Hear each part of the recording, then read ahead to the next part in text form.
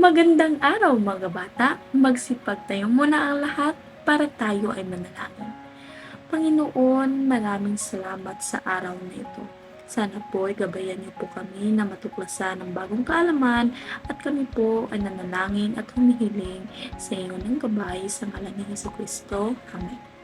Magandang umaga muli mga bata. Alam kong nagagala kayo at nananabi kayo sa ating klase. Ngayon, handa na ba kayo para sa bagong paksa na ating tatalakayin? Pero bago tayo dumako sa ating paksa, sino sa inyo ang makapaglalahad sa ating aralin kahapon? Yes, Justin? Tama. Ito ay tungkol sa pandiwa. Ano nga ba ang pandiwa? Ang pandiwa ay isang salitang kilos o nagbibigay ng isang lipon sa mga salita. Sino naman sa inyo ang makapagbibigay ng halimbawa ng pandiwa? Anyone? Magaling! Umiiyak, tumatalon, naglalakad, naglilinis ay mga salita ng pandiwa. Ngayon, may ipapakita akong larawan sa iyo at nais kong sagutin niyo kung ano ang nakikita niyo sa larawan. Sa unang larawan, ano ang nakikita niyo? Tama, isang babaeng nagwawalis. Paano naman ang pangalawang larawan? Tama, isang pamilya, buong pamilya na nagtatanim. Ano ang masasabi niyo sa mga salitang kilos na ginagamit katulad ng pagtatanim, paglilinis, at pagdadasal? Tama, ang mga salitang kilos na ginamit ay may ginamit na unlapig na ikinakabit sa salitang ugat katulad ng tanim, linis, at dilig. Kung gayon ay naiintindihan niyo na kung ano nga ba ang pandiwa. So ngayon, sa araw na ito ay tatalakayin naman natin ang tungkol sa aspekto ng pandiwa. Ano nga ba ang aspekto ng pandiwa? Ito ay nagpapakita kung kailan nangyayari, o ipagpapatuloy pa ang kilos. May tatlong aspekto ng pandiwa. Ito ay perpektibo o naganap at imperpektibo o nagaganap at kontemplatibo o magaganap pa lamang. Halimbawa, yung mga halimbawa o salitang kilos. Meron tayong inom. Sa perpektibo, ang inom ay uminom o natapos na ang kaganapan o pangyayari.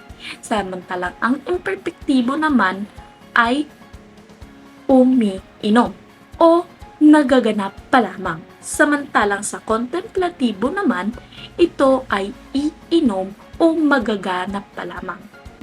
Pangalawang halimbawa, awit.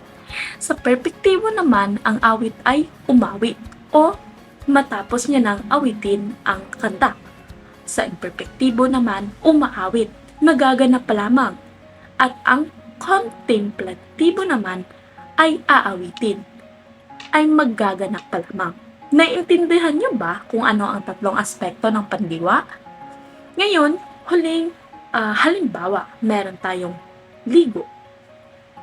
Sa perpektibo ay nagiging itong naligo matapos na itong gawin. Samantalang sa imperpektibo naman, ito ay naliligo o nagaganap pa lamang. At ang kontemplatibo naman ay maliligo, magaganap pa lamang. So ngayon, atin munang tatalakayin ang unang aspekto ng pandiwa. Ito ay ang perpektibo o nagaganap. Pagkibasa ang kahulugan, Justin? Tama. Ang perpektibo ay nagsasaad ng tapos na o naganap na pangyayari. Ngayon, may dalawang pangungusap. Alin sa tingin niyo ang nagsasaad ng perpektibo? Yes, Jamaica? Magaling! Ang pangungusap na ang mga bisita ay dumating kahapon ay nagsasabing na ang kilos ay tapos na. Ngayon, pagmasdan niyo ang talahayan 1. Mayroon itong mga salitang ugat, panlapi, perpektibo o naganap. Ang salitang ugat ay uwi. At ang panlapi nito ay ang Sa perpektibo naman ito o nagaganap na nagiging itong umuwi. Isa pang halimbawa ang ligo. Lalagyan ng panlapi at nagiging itong naligo. Ito ay nagiging isang buong perpektibo.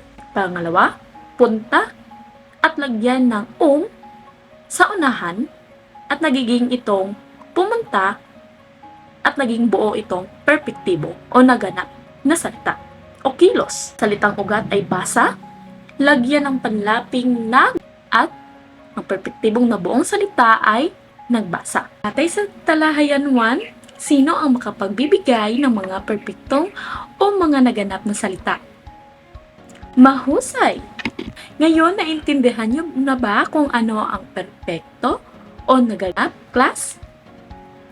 Magaling! So, sino naman ngayon ang makapagbibigay ng pangungusap gamit ang mga inilahad na mga halimbawa? Yes, Jasmine! Magaling! Ang laba ay nagsasaad na tapos na pangyayari. Ngayon, naintindihan niyo na ba kung ano ang perpektibo o naganap, class?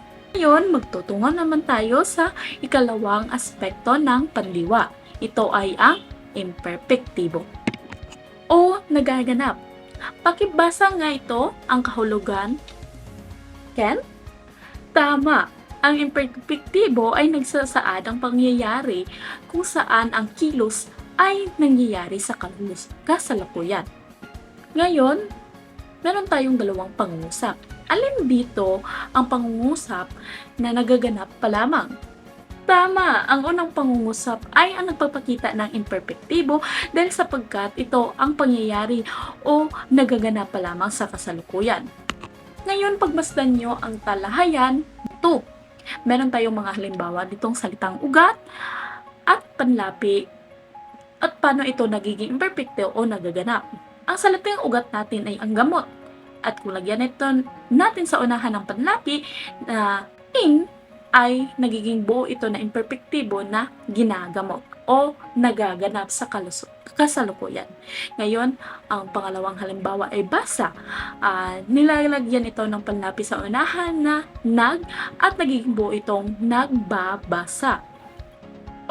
At nabuo ito ng isang imperfecto. Intindihan niyo na ba kung ano ang imperpektibo? Ngayon, ang huling halimbawa ay ang ligo. Pag nilagyan natin ng unahan na panlapi na at gagawin itong imperpektibo o nagaganap na salita, ito ay nagiging naliligo. Ngayon, batay sa talahayan number 2, sino ang makapagbibigay ng mga imperpektibo o mga nagaganap na salita? Anyone? Yes? James? Tama, na ginagamot. Ano pa? Hazel? O tama, nagbabasa. Ano pa? Ano pang nakikita niyo sa halimbawa? Yes? Mea?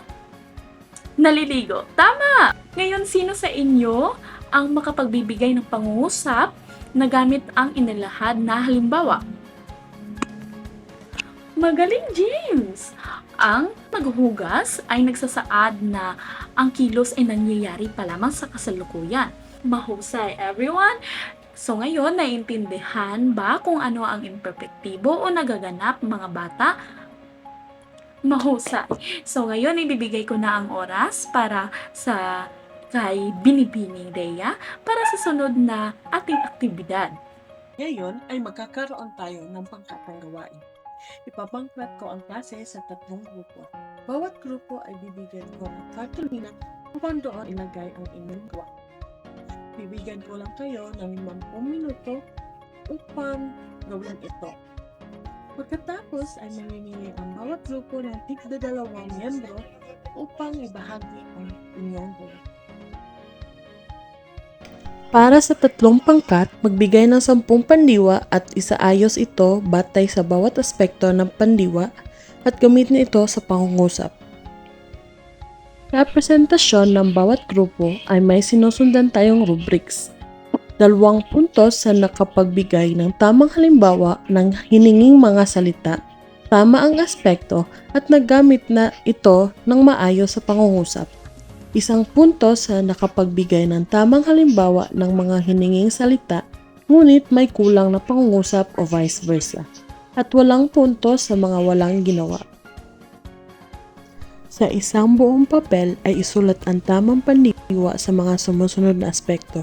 tapunan ang mga blankong kolom ng perpektibo, imperpektibo at kontemplatibo. Bago natin tatapusin ang aralin sa araw na ito, ay bibigyan ko kayo ng takdang aralin. Bumuo ng isang sanaysay tungkol sa mga hindi mo makakalimutang karanasan sa buhay at bilugan ang mga pandiwang ginamit at tukuyin kung anong aspekto ng pandiwa ito. Isulat sa buong papel ang iyong sagot.